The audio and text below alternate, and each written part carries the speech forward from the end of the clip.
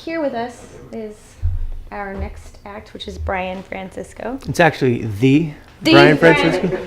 No, I'm just kidding. No, it's Bryan Francisco. All right, the Bryan. Welcome to the show. Well, thank you very much for having me. Appreciate it. You're welcome. Cute dress, Brittany. I really like it. Oh, thank you. No, stop. Go on. Okay, my wife would really love it. Oh. If I stopped talking about it, probably. Right. It's awkward. Yeah. So from here, I wanted to start with talking about the record you've been working on. yes, let's. With Mike, who was originally going to be here. Yes, the Michael Simmons. Right, Because the the Michael Simmons. is important these days. It is. He's a friend of mine that I met a couple years ago when I was working at a local pub called Connor Byrne. He came in and we just kind of hit it off right away, kind of the same kind of musical influences. And anyway, we hit it off, and then he went back to LA and then came back and asked if we could make a record together. And, I jumped at the opportunity. And so when did you start working on that? Just a couple months ago. We finished about a month ago. We're excited. We're daily looking under the front porch like, are the CDs here? Are they here? Can we officially release this You thing? told them to put them under the front porch? Well, I'm a trusting kind of guy. Under the porch, though? Well, not under the porch. But, Oh, I thought you said you were looking under the porch. No, sorry, under the bench on the front porch. Oh, 'Cause words are so important. When you Yeah. leave a couple out, it doesn't make Yeah, sense. I know. Tell about stuff. Okay. No. I was leaving words out. Right. So the record is up now on Bandcamp. It's true. And what is it called? I'm calling it American Lies by Bryan Francisco. It's the first album that I've released under my own name.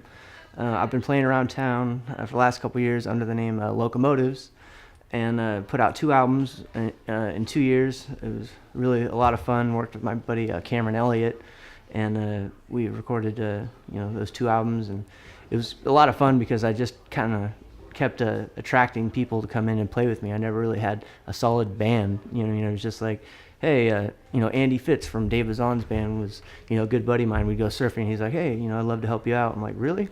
Can you play drums, guitar, and bass on this for me? Because you're so amazing. How much do you want to help me out? Yeah, exactly. I'm like, sorry, background vocals, is it too much to ask for?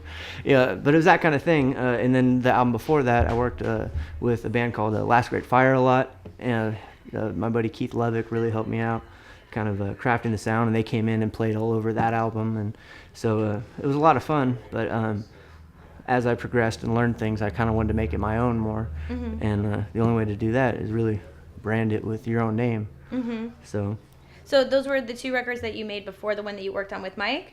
Yes, Moving Machines and Away with Words, both those. Locomotives and Cameron Elliott recorded both those. Can you still buy hard copies of those online? You can.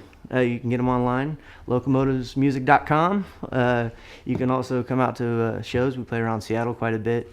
Trying to get out a little bit more, working on some stuff in Ole, and trying to get down to Portland, and keep Pacific Northwest. And secretly, I'm a surfer, so I try to. I want to book shows in towns that I want to go surf. So if there's any surfers out there interested in what I'm doing, let me know. I'll love to come to your town. And there you go, or anybody in Ole or anywhere else, I guess, around the Northwest. Anyone, anywhere. Yeah, anyone, anywhere, anytime. Yeah, please. No standards. Yeah. None at all.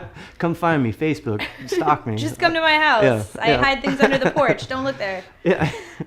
Or come and get all my CDs and pass them out to your friends. As long as they get out there. Don't tell them to do that. Well, that's what this album's about. Like and this isn't about like trying to make money. This is about like just trying to get some stories, some true experiences that I went through, stories that I really enjoy telling. Out to the world, and I just hope people like them and take them out of their day-to-day just for 2 to 3 minutes. Did anybody else work on the new record with you besides Mike?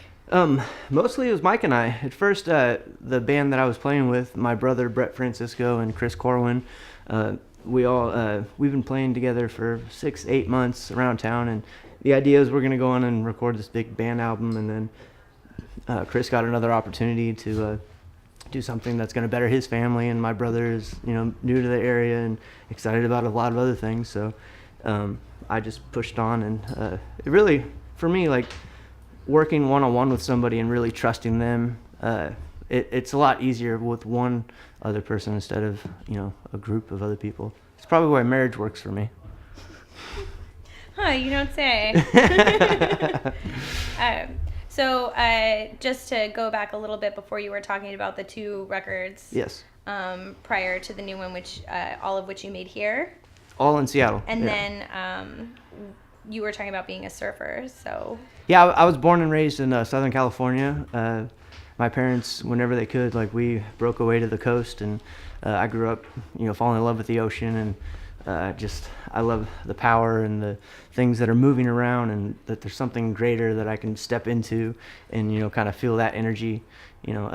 It's kind of, I think, what prepped me for music and wanting to play live. It was just that kind of opportunity, like where you get a solo wave and a solo opportunity, and, either you catch it or you miss it, So anyway, thanks for this. It's not every interview that I get a good metaphor to. Really? Thank you. Yeah. Well, sound waves, physical waves, maybe. Those are just your lyrics. You're just quoting them to me now. No. Maybe future lyrics. I may come back to this interview. Or my future lyrics if I don't take it. Maybe, how do you like to sing? You play any keys? You want to do a duet? Maybe. Right now? No. I got a couple duet songs. Oh, I'm not ready. All right. I'll be ready later. A little more research maybe next time. Yeah. Oh. Mike was supposed to be here. I researched the heck out of you, Mike. Believe me. I know your life story. I stalked you all day. You weren't here. Trash is a good record, though, Mike. It is. It really is. I love you, Mike. Great. I hope you're catching good waves. Hope you're recording good albums down there. And thanks for these opportunities that you left wide open for me. Yeah, he's just benefiting from everything you walk away from. Remember that. That's what we do. Catching each wave as they come. So, when did you move here from California? Well, my wife and I will be married for 12 years. And after our first year of marriage, we moved up here. We've been living in Ballard and Wallingford for about 11 years now. That's about the same for me, too. Really? Yeah. Where are you from? Arizona. You came from the land of plenty of warmth to the land of plenty of rain. Yeah. Who's interviewing who now?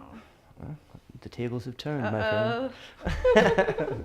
No, I enjoy talking with you, Brittany. You're an easy person to talk to. Oh, thanks for having me Brian. on. You're an easy person to talk to, too. Aww. All right, well, I think you should play us some songs now. Are you ready to do that? I am. You ready to stand up and do that? Let's do it, like the boss. Do it like the boss. Yes.